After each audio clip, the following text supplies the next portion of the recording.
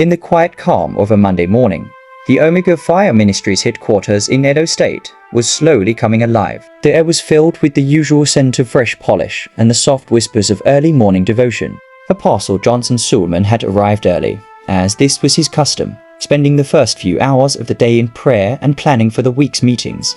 Unknown to him, the shadows were moving.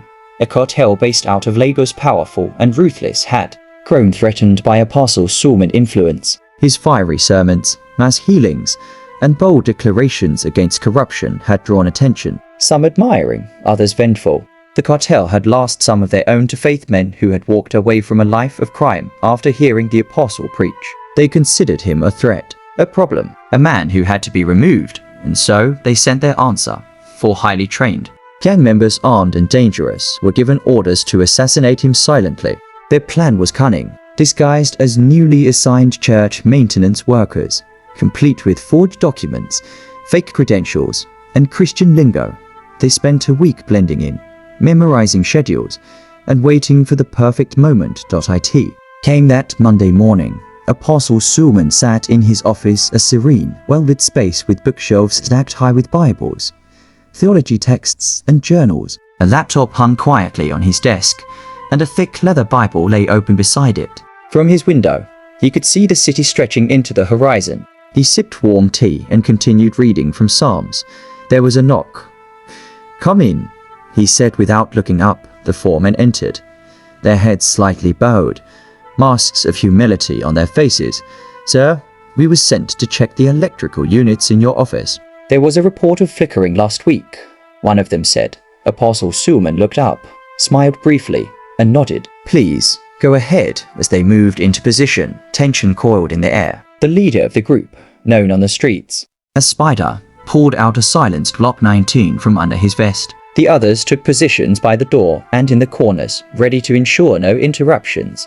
Apostle Suleman's eyes suddenly narrowed. His spirit stirred. For years, he had walked with God through crusades, demonic confrontations, and spiritual warfare. He knew when something was wrong. He stood up slowly, his gaze fixed on Spider, who had raised the gun and pointed it directly at him. Spider's finger pressed the trigger. Click. No fire.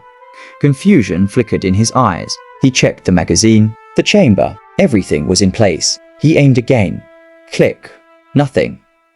Another pulled a second weapon. Click. Dead silence again. The apostle did not flinch.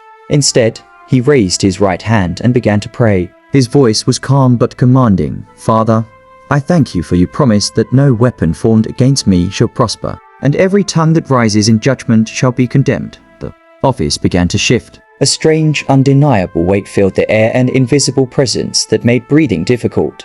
The would-be assassins looked at each other in panic. Their legs refused to move. They turned to run, but their feet were glued to the ground. It was as if time had frozen around them. Suddenly, one by one, they dropped to their knees. No one pushed them. They were overwhelmed, not by fear, but by an unexplainable sorrow. Tears streamed down Spider's cheeks as he began to sob uncontrollably. "Please forgive me," he muttered. I didn't know you were truly a man of God." The apostle walked over to them, not with anger, but with a heavy heart. "You came to take my life, and now God is taking yours and giving it back in a new form," he said gently. One of the men, named T, who had been in the gang since age 16, broke down. "I used to be in church. I knew the scriptures, but I got lost." Apostle Suleman knelt beside them, laid his hands on their shoulders, and prayed. He prayed not just for mercy, but for transformation. Not just for forgiveness, but for rebirth. Security, alerted by the delayed office inspection, finally arrived. They were stunned at the sight.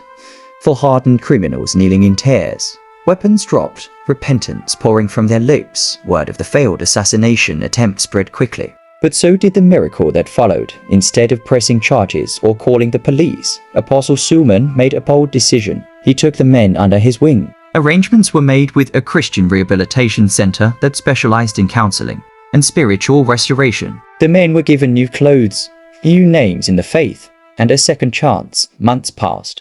Spider, whose real name was Samson, began to give testimonies at youth conferences, sharing how he came to kill a man of God, but found Christ instead. T enrolled in a seminary program, determined to become a pastor. The others found work in the church's outreach programs, helping ex-convicts and addicts find their way back to faith.